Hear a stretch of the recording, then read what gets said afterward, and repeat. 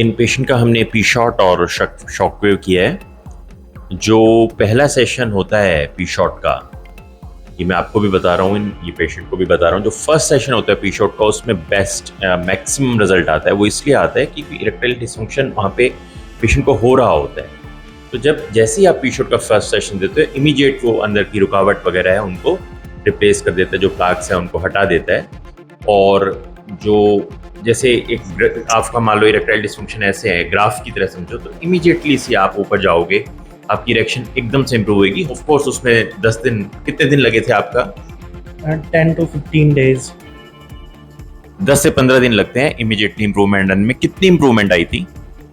Sir अच्छा, मतलब अच्छा लगने लगा था जब फर्स्ट सेशन के बाद। उसके बाद वापस से डाउन हुआ। सेकंड सेशन लेने के बाद इम्प्रूवमेंट वैसी ही थी, मतलब कोई अलग से इम्प्रूवमेंट नहीं दिखी उसमें। जो हम फर्स्ट सेशन लेते हैं उसमें इमीडिएट बहुत ज़्यादा इंप्रूवमेंट आती है, 10 से 15 दिन लग जाते हैं, और उसके बाद उसको मेंटेन करना होता है उसको पर आगे के सेशन लेके।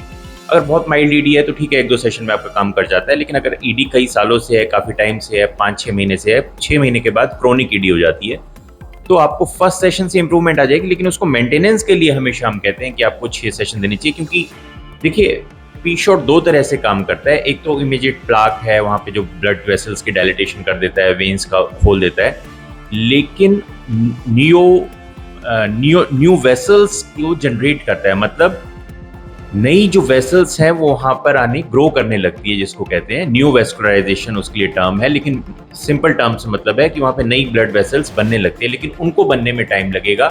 तो पहली एकदम से रुकावट खोलता है, लेकिन नई ब्लड वेसल्स बने उसको, इसलिए आपको उसको लंबे टाइम तक लेना चाहिए।